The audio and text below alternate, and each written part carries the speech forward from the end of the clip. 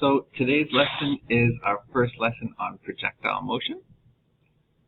Okay, it's Unit 1, Lesson 9, and we're going to look at projectile motion today for things that are only launched horizontally. So projectile is just something that moves through the air with no propulsion system. Okay, it's not a rocket or an airplane. Okay, for example, here we have a cannon and it launches a ball. After it launches it, the only force acting on it is gravity. There is air resistance, of course, but in grade 11 we're not going to consider air resistance, just gravity. Now let's look at a couple different situations. Let's say we were to shoot this cannon out with no gravity. In that case, it would just continue to move straight on its original path. Right? Its path wouldn't change, and since it's moving at a certain velocity, its velocity wouldn't change either. So you can see at every equal time interval, it manages to move equal distances, like this. That's its horizontal path. What about if we were to just drop something? Well, we've already studied acceleration due to gravity. The object would initially start at rest and accelerate downwards at a rate of 9.8 meters per second squared due to the force of gravity. So at every equal time interval, it manages to cover a greater and greater distance. Now, if you shot this cannon, you didn't just drop it, and we shot it where we have the influence of gravity, it's going to undergo this parabolic path. And that parabolic path is a sum of its horizontal component and its vertical component. And we can consider these components completely separately. Right? What happens in the vertical motion has no effect on what happens to its horizontal motion. I mean, you can think of it in terms of gravity. Gravity acts down. Okay? So gravity has no effect on any left or right motion, forward or back motion. Okay? It would be weird if it did, because that means if I were to drop this pen, it would fly sideways. That doesn't happen. Gravity doesn't affect our sideways motion. So when we're analyzing problems with projectiles, what we're going to do is we're going to create these little charts when we set up our given information to help us. We will look at our x or horizontal component and our y or vertical component. In our x component, acceleration is always going to be 0, which means you're going to have a constant velocity. You're not going to have an initial velocity and a final velocity. I mean, you will, but they'll be the same. Okay? Since there's no acceleration, your velocity isn't changing.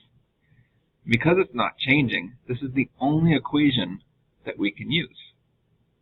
I mean, you have your 5 equations for uniform acceleration, but let me just click on, there we go. If I were to take one of those 5 equations, like this one, delta dx, notice I'm writing every term as an x, because we're just looking at that one dimension. These equations are for one dimension. They're linear equations, right, for vectors. Not linear equations, obviously. We have a quadratic here with times squared. But what I mean is we cannot use them if the vectors are in 2 or 3 dimensions, just one dimension. So if I do delta dx, and if I were to accidentally use this equation here, I would have initial velocity in x, which is just vx. That doesn't change, times time, plus, sorry, that's the plus. I'm going to run out of space. So I'm going to go down here. Plus 1/2, oh, I'm having trouble writing today, 1/2 a delta t squared. But what you have to remember is this a is not 9.81 meters per second squared. This a is ax, and ax is 0. Gravity does not act in that horizontal component. So this entire term is 0. And we are left with this equation, which is this one right here. That's the only equation we can use in our x component. In our y component, we have an acceleration due to gravity, which is 9.81 meters per second squared, down. And because we have that acceleration, we have 5 different equations here of which we can use. And we're going to go over different examples. So let me just pause there. Now, if you look at both equations, in x and in y, there is one common variable. And that common variable is time. Here, right? It's not delta tx or delta ty, because the time is that goes, we have a projectile. Right? If we're looking at this point, the time it takes to go from here to here, that's the same as it would take for a ball to just drop from there to there, or one shot at the same initial velocity to go from here to here. So time is the one variable that is the same for both columns in our chart. Okay? So that's being said, let's try an example problem to see how this is all going to work. Here's our problem. I'm going to create a chart where we're going to write our given information. Here I'm going to put all my information in x, and here all my information in y. So it says an arrow is shot from a height of 20 meters with an initial velocity of 18.0 meters per second. It also always helps if you draw a little picture so we can understand what's going on here. So we have an arrow. My best picture of an arrow there. It's shot from a height of 20 meters, so that means this height here is 20 meters, with an initial velocity, initial horizontal velocity, so that means our initial velocity is perfectly horizontal, initial velocity, of 18 meters per second. How far in the horizontal direction will the arrow travel before hitting the ground? So the arrow is going to travel like this, something like that, best I can do. And it's going to hit the ground here. Now it says how far is it going to travel in this horizontal direction, so that's what we want to know. So writing everything that we know in x, well, we know initial velocity. Because initial velocity is completely horizontal, it has no y component. So that's something else we know. We know initial velocity in y is 0. And we know the velocity in x is 18 meters per second.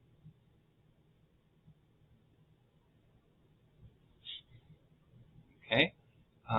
We know it's going to fall vertically 20 meters. So that means we know its displacement in y is 20 meters down.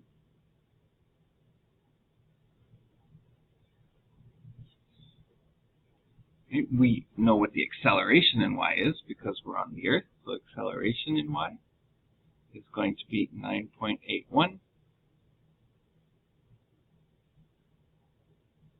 meters per second squared. Again, down.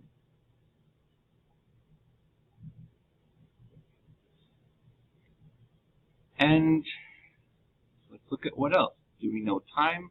No, we do not know time. Do we know how far it goes in x? No, that's actually what we're looking for. How far does it go in x? What's its horizontal displacement? So we don't know that either. So we can't directly solve for it, right? Because we only have one equation for our x component, right? Which is, I'll just write it down here again, delta dx equals Vx times time.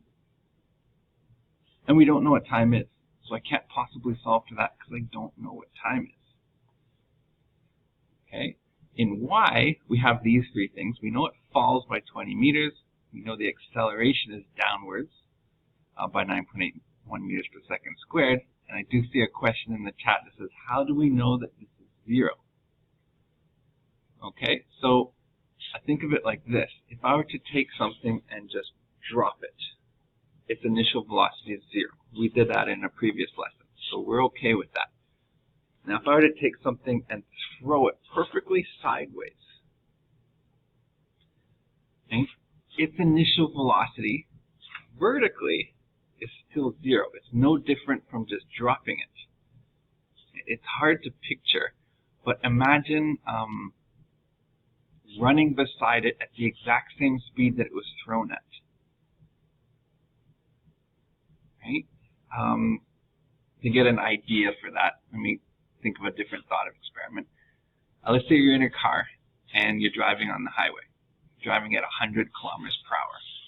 And there's a car next to you in the adjacent lane, also driving at 100 kilometers per hour. When you look at them, you can see them. Right? Let's assume you're a passenger seat, so we're free to look. Right? We're not driving. We're in the passenger seat, we can look at them, and we can see them. If they're talking on the phone, we can actually see them talking on the phone. Hopefully they're not doing that. But you could also take a ball and just drop it. Right? And from their point of view, they could watch you drop that ball, and it will look like it will fall straight down. However, it didn't fall straight down. Even if you were to reach your hand out the window and drop it, it didn't fall straight down. From your points of view, it looked like it fell straight down, but it was actually moving at 100 kilometers per hour perfectly horizontally.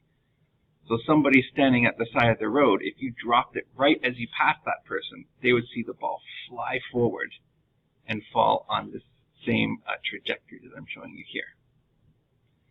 So this is why we learned components first, like X and Y component and adding vectors in 2 dimensions, because projectiles have these X and Y components. And we can analyze them completely separately. We can analyze its horizontal motion. And we don't even have to think about its vertical motion because they don't affect each other. So I don't know if that helped to answer your question, but that's why our initial velocity will be 0. If we launch something perfectly horizontal, it would be 0. And there's a little experiment you can do at home. We would usually do this in class, but since we're not in class, it's a really easy experiment. You can take a ruler and 2 quarters. You go to the corner of a desk, and what you do is you place 1 quarter on top of the ruler and 1 corner in front of the ruler, and you just flick the ruler. As you flick the ruler, the quarter that's placed next to it will launch horizontally, and the one that was on top of it will drop. So try that experiment at home, and you'll see, try to think which one will hit the ground first. Spoiler alert, they still hit the ground at the same time because their vertical velocities both start at 0. They both have the same vertical distance to travel at the same vertical acceleration. But it's still a fun experiment to do, so definitely try that. Okay, before I continue solving the problem. Alright, so continuing with the problem, we can't solve for this horizontal displacement. We also call horizontal displacement range. So we can't actually solve for the range because we don't know the time. But remember, time is the one thing that is the same in both our X and Y components. And in our Y component, we have 3 pieces of information. Remember our 5 equations of uniform motion, we can analyze them if we have 3 pieces of information, meaning I can solve for time. So let me just move this over a bit, and we'll use the equation, which does not have final velocity, because I'm not given final velocity, nor am I looking for final velocity. And that equation is this one, delta dy, and I'm writing everything in terms of y, equals VIY times delta t. It's important to write everything as y. Okay, delta dy would not be equal to VI. Okay, it's equal to VIY. You have to keep things along that same line. Plus 1/2 AY delta t squared. Now VIY is 0, so this whole term is going to be 0. And that leaves us with this equation, delta dy equals 1/2 AY delta t squared. So now we're going to plug in our known values, but before we do that, we need a coordinate system because it is important whether or not acceleration is up or down and displacement is up or down. So let's go to the coordinate system we've been using. That wasn't a very good up. Let's try that again. And we'll make up our positive direction. That means both our displacement and acceleration are going to be negative because they're both down. So we're going to have negative 20 meters equals 1/2 times negative 9.81 meters per second squared. Just need to scroll over here.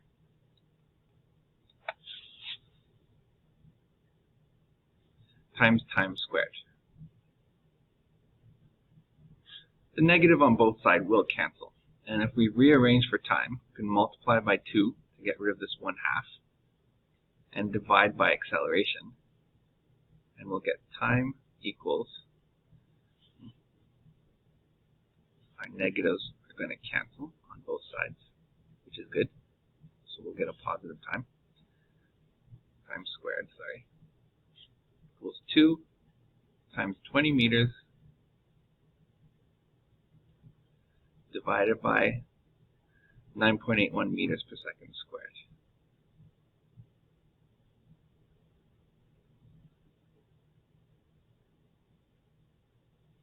Okay, so our meters are going to cancel, and we get per second squared, which is just a second squared, but then we take the square root of both sides. And you're going to have a plus or minus there, but we're not interested in negative time. And time will equal 2.02 seconds.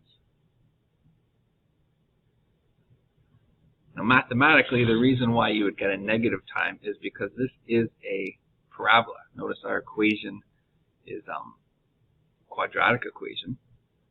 So if we sort of traced the whole parabola, I'm going to change my colors here. There we go. We trace the parabola backwards. You can see that in minus 2.02 seconds, you would also reach that same position in your vertical component, right? Minus 20 meters down. But we don't care about that, right? We're throwing it from here, and it's going to here, so the time is going to be 2.02 seconds. Now that we have time, we can go back to our x equation and solve for displacement. And we'll get initial velocity in x, which is our 18 meters per second squared. Sorry, just 18 meters per second, not squared. Multiplied by our time, 2.02 seconds. And we get a horizontal displacement or range of 36.3 meters.